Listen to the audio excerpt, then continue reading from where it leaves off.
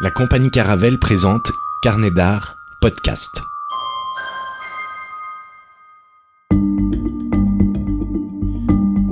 Sur le pont, une émission sur les coulisses du fonctionnement de la compagnie Caravelle, l'occasion de mettre en lumière les matelots de la compagnie, l'histoire, la démarche artistique, politique et sociale de celle-ci.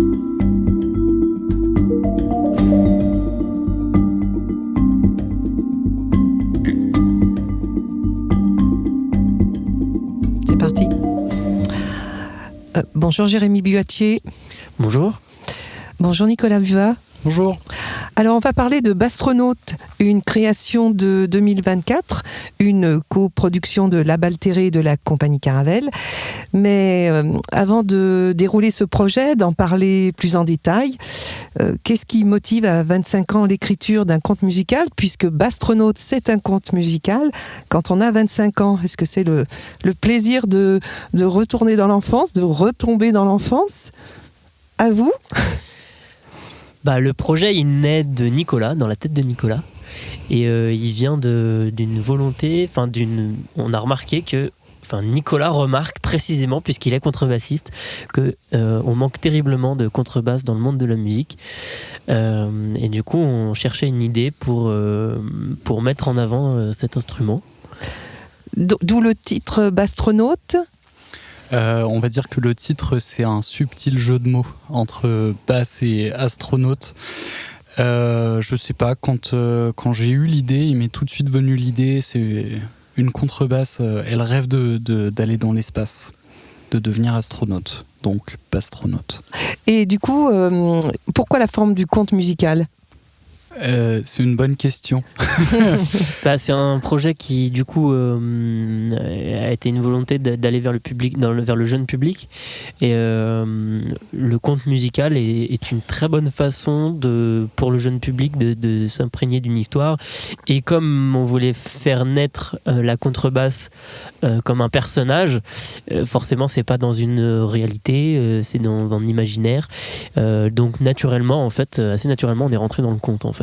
C'est ça, la question du conte ne s'est pas vraiment posée. Elle s'est imposée ? Elle s'est plutôt imposée. On l'a remarqué plus tard, on va dire. Ouais.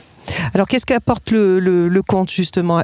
Peut-être qu'avant on peut raconter l'histoire, en quoi elle consiste, que fait cette bastronaute, c'est le titre, donc une contrebasse qui veut devenir astronaute. C'est pas tout à fait commun. Donc, que raconte l'histoire ? Alors du coup, c'est l'histoire d'une contrebasse qui s'appelle Bertha, donc qui a pour rêve de devenir astronaute. Par rapport à ça, donc, je me suis très fortement inspiré de la contrebasse, de l'instrument de la contrebasse, qui est un instrument très volumineux, etc. Donc je suis parti de là. Et donc l'histoire, c'est Bertha qui est seule, malheureuse, qui peut pas prendre le bus, qui peut pas prendre le train, qui ressent un malaise par rapport à la société, etc. Mais qui rêve quand même des étoiles, etc. Et qui rêve de découvrir le monde et de se découvrir elle-même. Et avec ça, donc, elle va vivre beaucoup de péripéties. Elle va découvrir la musique classique, elle va découvrir le jazz, le rock. Elle va avoir une histoire amoureuse avec une autre contrebasse qui s'appelle Joël. Et elle finira avec toutes ces expériences à construire son propre rêve, sa propre vie, et à finir bastronaute. Alors quel va être le rôle de chacun dans cette histoire ? Parce que vous êtes tous les deux sur scène. On est tous les deux sur scène, ouais. Et moi, je suis narrateur de l'histoire. Quand Nicolas, qui est contrebassiste, sera le contrebassiste, l'interprète de Bertha, puisque la contrebasse s'appelle Bertha. Et du coup, cette communion entre vous durant les 35 minutes que dure environ le spectacle, c'est ça ? Ça se passe comment ? Est-ce que c'est un texte qui est déjà tout écrit ? Est-ce qu'il y a une part d'improvisation ? Comment vous fonctionnez finalement ? Comment le duo fonctionne sur scène ? rien n'est écrit mot pour mot. On a une trame. On sait que la contrebasse, Bertha va passer par toutes ces étapes-là, donc c'est très très clair dans notre esprit. Et après, nous, autour de ça, on improvise, et c'est pareil dans la musique. La musique a des trames, mais on ne sait pas forcément combien de temps ça va durer. Voilà, à un moment il y a de la danse, on ne sait pas combien de temps ça va durer. Ça dépend aussi du feeling avec le public, avec les jeunes. Et voilà, donc on se laisse libre à tout imprévu, on va dire.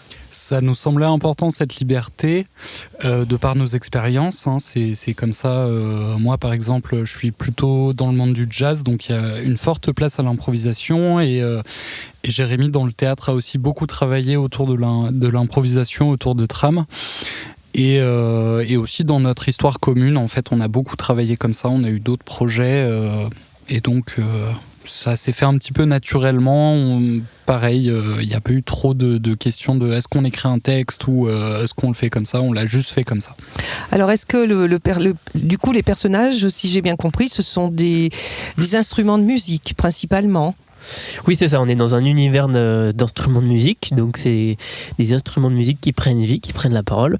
Donc on remplace les instrumentistes par les instruments, en fait. Et voilà, après on a utilisé tout ce qu'on connaît de cet univers musical, des clichés qu'il y a autour de cet univers musical. Lesquels ? Quels clichés ? Que par exemple, les violons, ils se la pètent un peu. C'est une critique des autres instruments de musique ? Non. C'est pas une critique, non, parce que est-ce justement, que c'est la guerre ? on voulait pas que, parce que Bertha passe par plusieurs genres musicaux, et on voulait pas qu'il y ait un genre musical plus important que l'autre, parce que tout son cheminement est positif, tout son cheminement lui permet de... Elle est seule contre tous, finalement. Au début, oui. Et puis après, elle est accompagnée, on l'accompagne pour aller vers son rêve, quoi. Mais justement, elle a eu besoin de passer par par le classique, le jazz, le rock, etc. Qui sont représentés par qui ? Parce qu'on a parlé du violon, mais il y a d'autres instruments apparemment. Lesquels ? Il y a la baguette aussi. C'est le chef d'orchestre. Enfin, c'est la chef d'orchestre, c'est la baguette. Que joue Nicolas, il me semble aussi, non ? Non, ça va être plutôt Jérémy. D'accord. À ce moment-là, moi, j'ai le rôle de Bertha et je suis la baguette.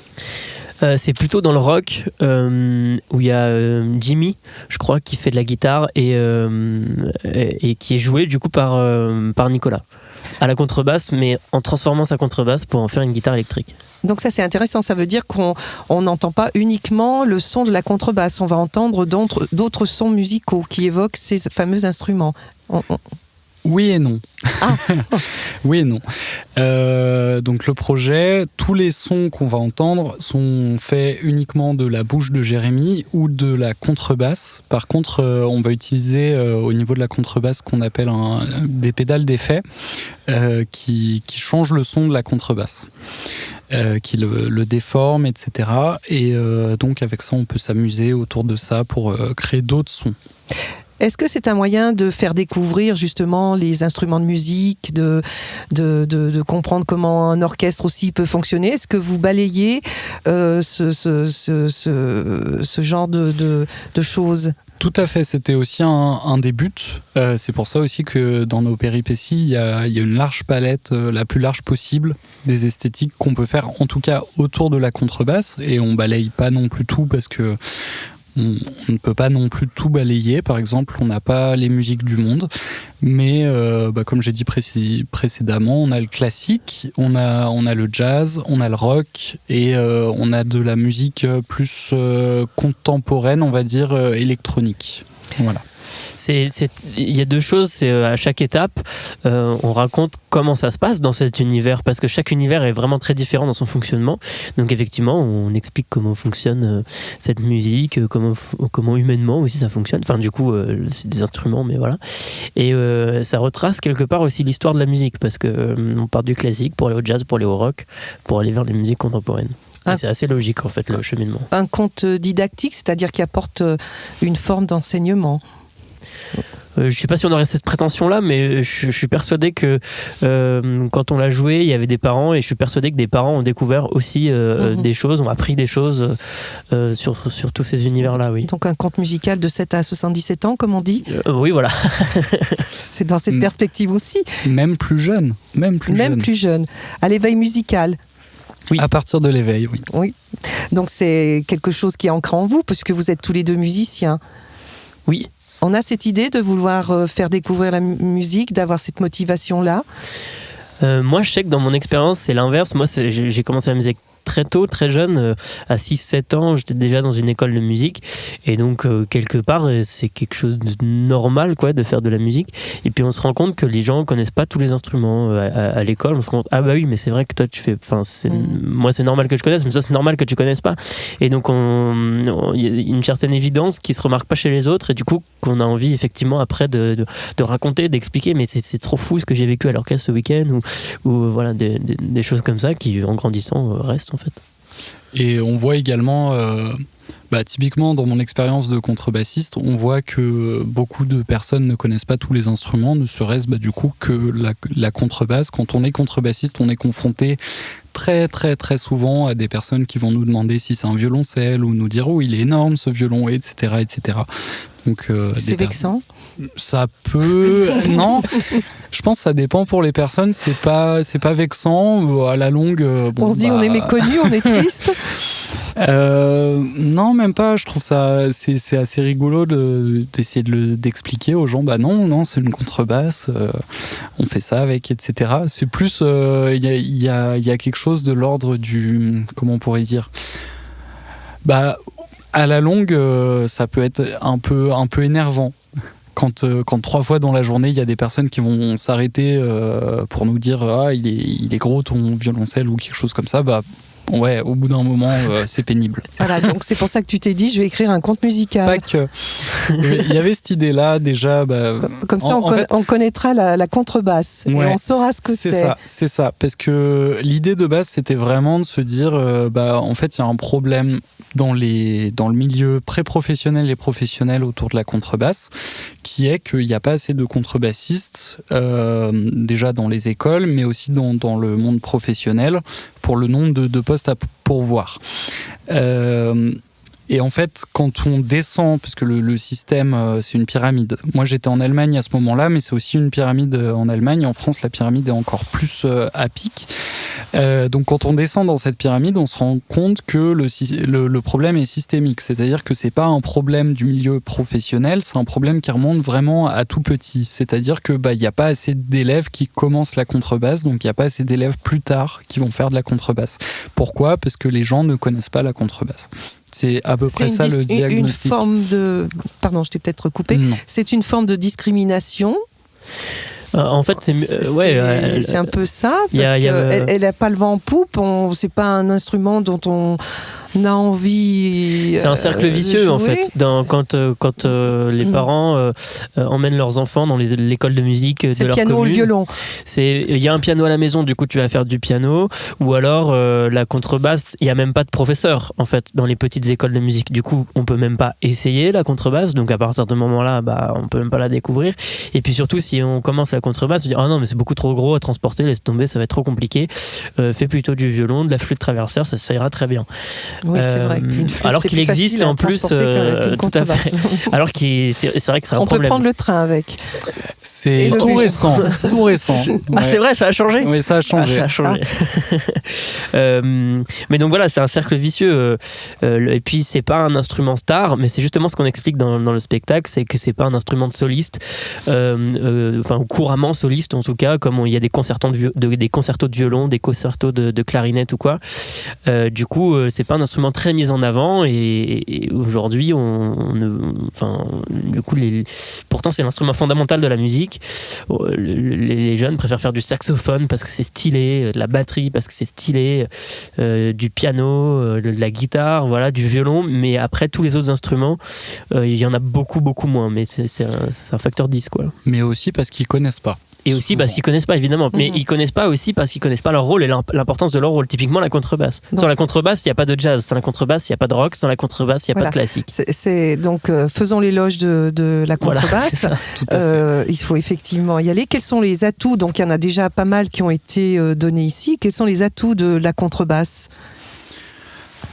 C'est très personnel comme question, hein. Du coup, Oui. mais il n'y a pas de problème. Déjà, la contrebasse, c'est un instrument où vraiment il y a une grande variété d'esthétiques qu'on va pouvoir jouer. Parce que c'est un instrument donc, de basse, le rôle ça va être les basses, je vais y revenir après. Ce rôle-là, il est présent dans toutes les musiques, mais vraiment toutes les musiques, des musiques traditionnelles, préhistoriques jusqu'à aujourd'hui, il y a toujours des basses. Et la contrebasse est un instrument qui se prête à presque toutes ces esthétiques-là, à part, on va dire, la musique électronique, où là, on va préférer d'autres types de basses, ou dans le rock un peu moderne, on va préférer la basse électrique pour des questions de volume.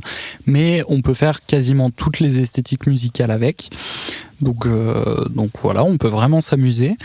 Ensuite, il y a le rôle de basse. Donc là aussi, c'est encore plus personnel. Mais le rôle de basse, c'est un rôle vraiment, comme j'ai expliqué, il y a des basses partout parce que le rôle de basse est super important. Il y a une étude récemment qui est sortie qui a montré que les gens en fait préféraient certaines musiques grâce aux basses, grâce à la ligne de la basse.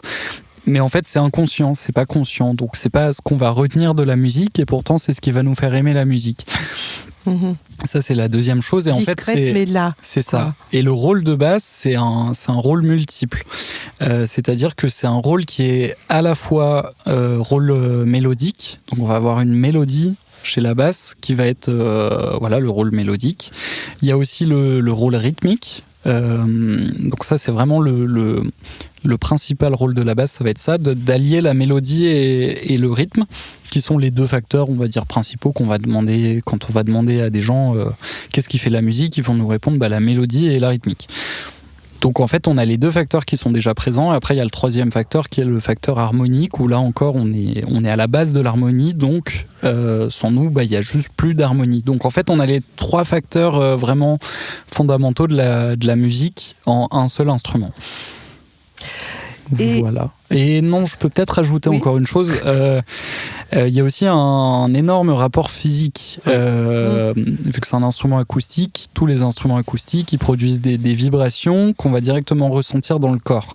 Et les vibrations des basses, ils sont plus amples, plus lents et plus grands. Et vu que l'instrument, on l'a en contact avec son corps au niveau du ventre, on va avoir des sensations très agréables en termes de vibration. Voilà. Donc être différent, puisque c'est ce dont vous avez parlé tout à l'heure, vous avez dit que ça permet de parler de la différence, en mettant en scène un instrument tel que celui-ci, ça met en évidence que derrière la différence, il y a des atouts phénoménaux. Je pense. Et est-ce que, donc pour revenir aussi au conte musical et l'héroïne étant cette contrebasse, est-ce que derrière l'idée aussi de devenir astronaute, vous cherchez à dire autre chose que, on vous présente une contrebasse, voilà tous ses atouts, mais on ne s'arrête pas là, je suppose, dans l'idée du conte musical et de sa vocation. Tout à fait. Donc on est dans un univers d'instruments de musique. Tous les instruments sont extrêmement différents, que ce soit en taille, en couleur, en matière. Il y en a qui sont électroniques, il y en a d'autres pas, puis il y en a de plus en plus aujourd'hui. Il y en a même avec le numérique maintenant. Alors on évoque un peu moins ça dans Bastronautes, mais c'est ce qui fait la richesse de la musique. Enfin, si on prend le plus gros ensemble qui est un orchestre, tous les instruments sont représentés, et si on en enlève un, ça manque, quoi. Ça manque terriblement, et encore plus la contrebasse. Et dans l'histoire, effectivement, on a voulu inventer une histoire où on a pris un fait qui, du coup, est débunké aujourd'hui, mais que la contrebasse, jusqu'à il n'y a pas si longtemps, ne pouvait pas prendre les transports en commun. Elle n'a pas le droit de prendre le train, elle n'a pas le droit de prendre le bus parce qu'elle est trop grosse. Trop volumineuse. Et du coup, on s'est dit, tiens, ça peut faire une super histoire. C'est une contrebasse sur la différence. Une contrebasse qui est déprimée parce qu'elle peut rien faire. Et le regard des autres aussi. Et forcément, le regard des autres. Et au tout départ, on avait fait, on a un peu transformé la chose, mais au tout départ, on avait fait un concours dans l'histoire. On avait inventé un concours de la contrebasse, un concours d'astronautes en fait. Et donc, il y avait que les piccolos, les trompettes qui pouvaient aller dans l'espace. Et puis on se disait, mais on se demandait même ce que faisait la contrebasse ici, tellement elle était énorme, etc. Et bon, au final, on l'a enlevé inachevé du spectacle parce qu'on a transformé la chose autrement. Mais c'était pour montrer que parce que c'est une contrebasse, elle peut pas faire ce qu'elle veut. Parce que c'est une contrebasse, elle est contrainte de jouer qu'une seule chose, que ça, et d'avoir cette place et ce rôle-là. Et ben justement, la pièce montre que non, notamment grâce au pédalboard qu'a Nicolas à ses pieds. Mais pas que, évidemment. Mais pas que, évidemment. C'est l'allégorie, quelque part. Oui. Alors justement, développons cette allégorie. Que voulez-vous dire derrière tout ça ? Donc cette différence, est-ce qu'on peut l'appliquer à d'autres choses ? Quel regard on porte sur certains... Est-ce que c'est adapté à l'homme pour en venir finalement nous, bien sûr, à nous ? Voilà. Oui. Donc allez-y. La différence qu'on met entre nous tout le temps, si on peut parler des discriminations, le racisme, la grossophobie, etc., on va pas tous les nommer, on finira pas. Et aussi par rapport aux classes sociales aussi. Et aux classes sociales, et aux cases que la société nous met, t'auras telle place, tel rôle, voilà. Est-ce que c'est aussi la raison pour laquelle, parce que c'est un projet que vous avez déjà joué en automne 2024 devant des musiciens, de jeunes, très jeunes musiciens, je crois. Oui, et également devant du tout public, jeune public. Alors, quelle réception vous avez par rapport à l'histoire qui est racontée, à cette façon de dire la différence à travers des instruments de musique et avec vous qui êtes des spécialistes ? Force est de constater que ça parle. Ça parle, et là où on a réussi notre travail, c'est qu'après, à la fin, il y en avait plein qui disaient moi je veux faire de la contrebasse, moi je veux faire de la contrebasse. Donc Paris réussi. Paris réussi, oui, tout à fait. Et c'est la raison pour laquelle c'est aussi un spectacle qui est proposé en éducation artistique et culturelle, donc en EAC, et vous proposez un travail, justement, tout ce qui a été dit tout à l'heure sur l'harmonique, la rythmique, le côté mélodie aussi. Donc c'est une découverte que vous amenez dans différentes structures, qu'elles soient des structures scolaires ou éventuellement d'autres structures, pour faire découvrir ça et aussi peut-être pour faire parler sur la différence. Est-ce que vous pouvez expliquer les projets qui sont mis en place et les ateliers qui sont proposés à partir de ce spectacle ? On a plusieurs formes et l'objectif à chaque fois, c'est de se réapproprier cette histoire, donc de faire traverser qu'est-ce que c'est un conte, c'est quoi un conte, et alors ça dépend, si on va dans une école de musique par exemple, ça va être assez simple d'utiliser les instruments de musique des élèves de l'école, etc., pour recréer leur propre bastronaute, mais que ça peut être avec n'importe quel autre instrument, et donc de changer l'histoire, qui se la réapproprie. Et puis après, si on va dans les écoles ou quoi, l'idée c'est beaucoup plus de parler de soi, et donc de sa propre discrimination, de sa propre expérience du regard des autres, quoi, si je puis dire. Mais toujours à travers un instrument, c'est ça l'idée ? Toujours à travers l'alliance, on va dire théâtre, mais théâtre narrateur, conte et musique. Toujours avec cette idée-là, parce que c'est aussi ce qu'on a envie de partager, c'est ce qu'on fait dans la vie de tous les jours. Donc, oui, voilà. c'est ce qui amène aussi une pluridisciplinarité. Pluridisciplinarité, oui. Voilà. Merci. Donc, parce que vous alliez finalement un travail qui est très structuré sur le conte, avec justement la façon dont il peut se dérouler, avec un événement qui peut venir perturber une situation première. Est-ce que cette contrebasse a conscience finalement, oui. Est-ce que cette contrebasse a conscience qu'elle est différente au début du conte ? Très rapidement en tout cas. Elle s'en rend compte très rapidement, juste du fait de la vie en fait, quand on lui dit non, tu peux pas prendre le bus comme tout le monde, tu peux pas prendre le train comme tout le monde, le regard des autres, etc. Elle se rend assez vite compte de la différence que la société lui renvoie en tout cas. Est-ce qu'on peut revenir sur ces ateliers que vous proposez ? Parce que oui. Jérémy, tu disais qu'il y avait plusieurs formes. Nicolas, peut-être que tu peux rajouter quelque chose ? Tout à fait. Voilà. L'idée, c'est de pouvoir s'adresser au plus grand nombre Et donc de pouvoir être flexible un petit peu sur les ateliers, donc de pouvoir le proposer effectivement à des écoles de musique, mais également à des écoles primaires, collèges, également des bases de loisirs, etc. Mais il y a quand même 3 formes qui s'en dégagent. Dans tous les cas, l'objectif, ça va être un petit peu de créer son compte, son propre compte, donc son propre bastronaute entre guillemets. Voilà, ça peut être sur un format par exemple très court de 2-3 heures avec une toute petite restitution à la fin, ou alors sur une période un peu plus longue avec plusieurs ateliers qui vont nous permettre de rentrer un petit peu plus en détail sur des aspects peut-être un peu plus techniques et pouvoir plus développer le conte et pouvoir plus prendre en compte on va dire le bagage de chacun. L'idée c'est toujours la même chose, c'est de laisser la possibilité aux élèves de s'exprimer. C'est pas juste de monter un projet ou quoi, c'est... Pas besoin d'être musicien. Pas forcément besoin d'être musicien. Et d'ailleurs, c'est dans le spectacle, il y a de la parole, de la musique, mais il y a aussi de la danse. Il y a des petits mouvements dansés au moment du jazz, où je fais des petits pas de swing comme je peux avec le corps que j'ai.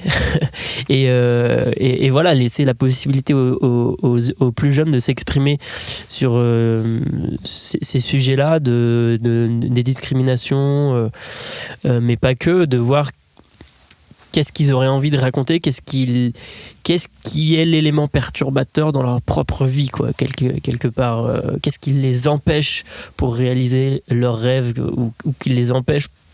Pourquoi, justement, on aimerait bien le savoir et on leur pose la question, on va leur poser la question. Voilà.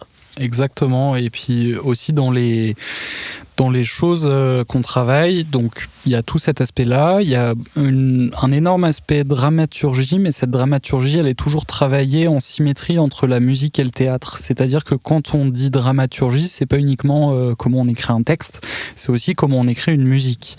Comment on écrit une musique, il n'y a pas forcément besoin, en tout cas dans le travail qu'on fait nous, il n'y a pas forcément besoin d'être musicien pour faire ça. En tout cas, on fait en sorte que tout le monde puisse le faire. Mais le corps est musique. Le corps est musique, par exemple, exactement. Tout le monde peut chanter. Au-delà de ça, tout le monde peut toucher un instrument de musique et on peut produire des sons. Vous les amenez à ça, à toucher les instruments, enfin la contrebasse. Oui. Il y a des essais qui sont proposés aux personnes que vous avez rencontrées, aux jeunes personnes que vous avez rencontrées. Dès qu'on peut, ouais. Dès qu'on peut, on le fait, ouais. Et ça provoque quoi ? Vous avez eu des réactions ? Vous pouvez expliquer ? Oui, c'est toujours un peu mignon de voir ça, mais ils sont très surpris de l'instrument, mais même s'ils le voient, etc. Mais après, quand ils vont le toucher, etc., ils vont toucher la corde, il y a un son qui se produit, ça les surprend parce qu'ils sont pas habitués. Et c'est très grave, et les vibrations, quand on est plus loin, on se rend pas forcément compte, et quand on est près, ça fait un drôle d'effet, quoi. D'accord. Voilà. Pourquoi ça fait un drôle d'effet ? C'est parce qu'on reçoit ces vibrations ? Son propre corps vibre. Donc c'est comme, je sais pas, par exemple, on va à un concert de techno, il y a des énormes basses dans les enceintes, ça fait quelque chose au niveau du ventre et on le ressent, et c'est une sensation qui est plutôt cool, mais qui est surprenante.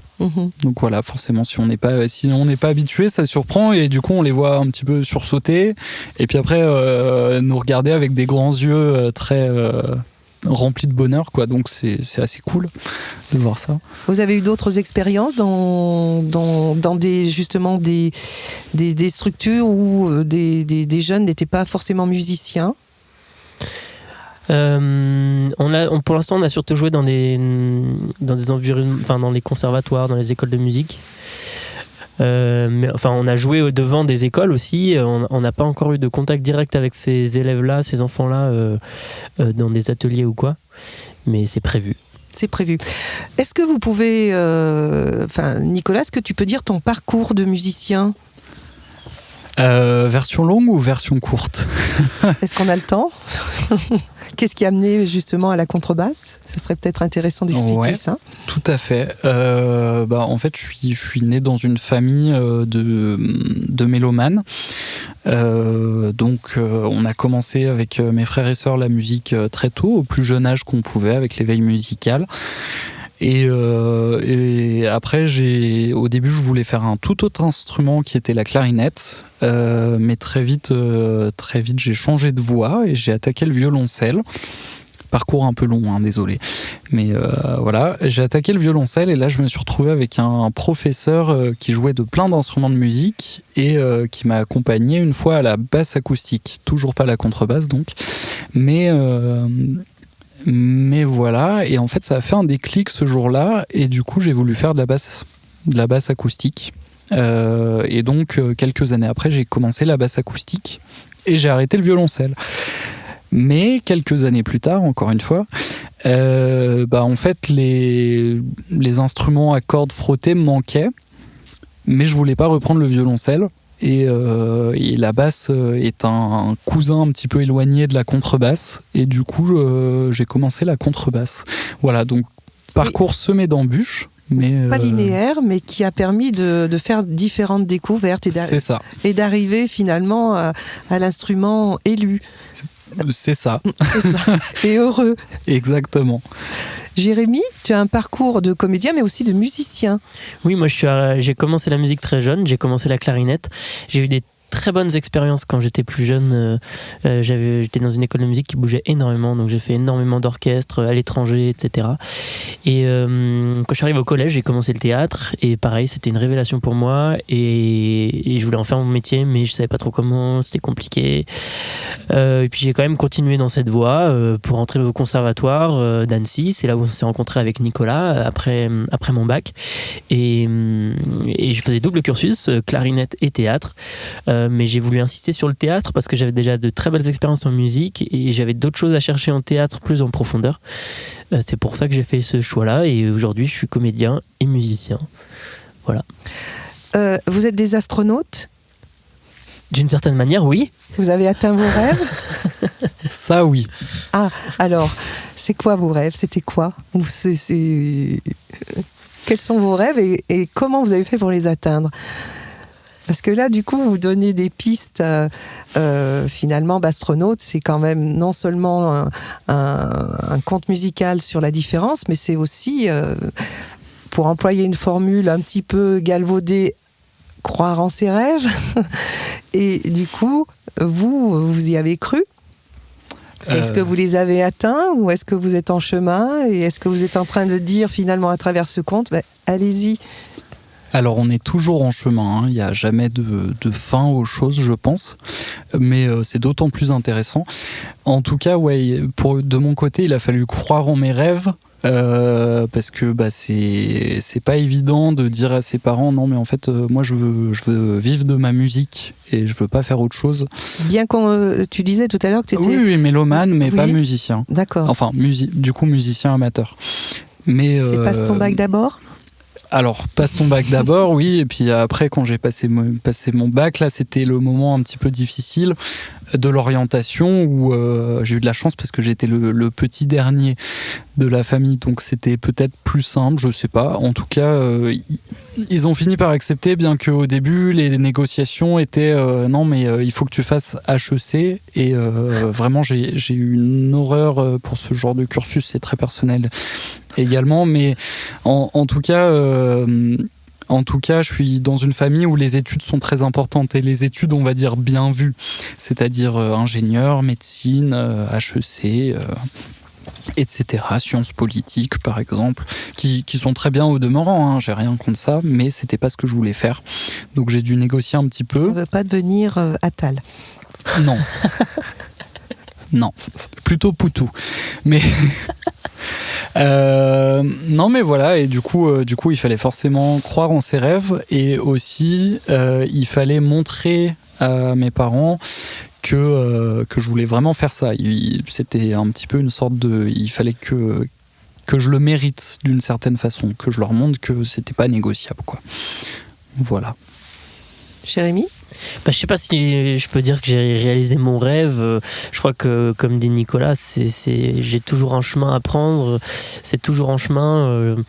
Mais je suis très fier du parcours que j'ai aujourd'hui, qui est loin d'être fini. Je suis au début de mon parcours, hein, mais en fait, c'est vrai que devenir musicien ou comédien, saltimbanque, comme on pourrait dire, venant d'une famille, parce que c'est pareil, moi j'ai pas du tout une famille de musiciens, ils sont tous paysans du côté de mon père, mes grands-parents du côté de ma mère c'est pareil, donc il y a un côté très terre à terre, très concret, il faut vivre pour manger, voilà, donc ça paraît complètement illusoire de faire ce genre de métier, et on m'y a pas empêché, mais on m'y a pas poussé non plus. Et donc avec mes parents, j'avais un double rôle, c'était de les convaincre que si c'est possible, et de les éduquer à pourquoi c'est possible, de leur expliquer en fait ça fonctionne comme ça fonctionne comme ci, mais il fallait déjà que j'apprenne pour moi, pour après que je leur explique pour eux, pour que il y ait une sorte de choses qui se passent, parce que c'est bête à dire, pourquoi, enfin, on a l'impression que les parents sont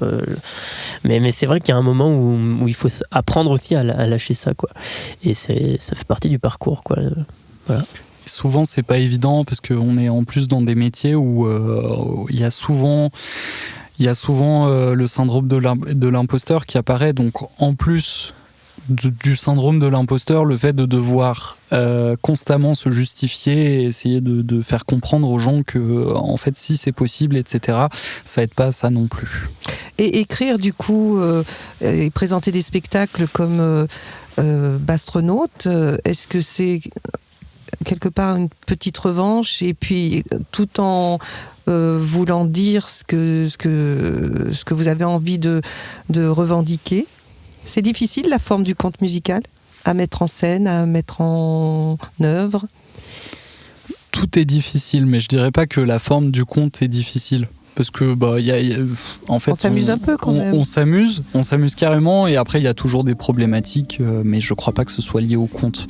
Des choses juste on crée un monde, et du coup il faut que le monde soit stable, et donc il y a toujours des petits problèmes de oui, mais du coup en fait ça marche pas, donc il faut qu'on revoie, etc.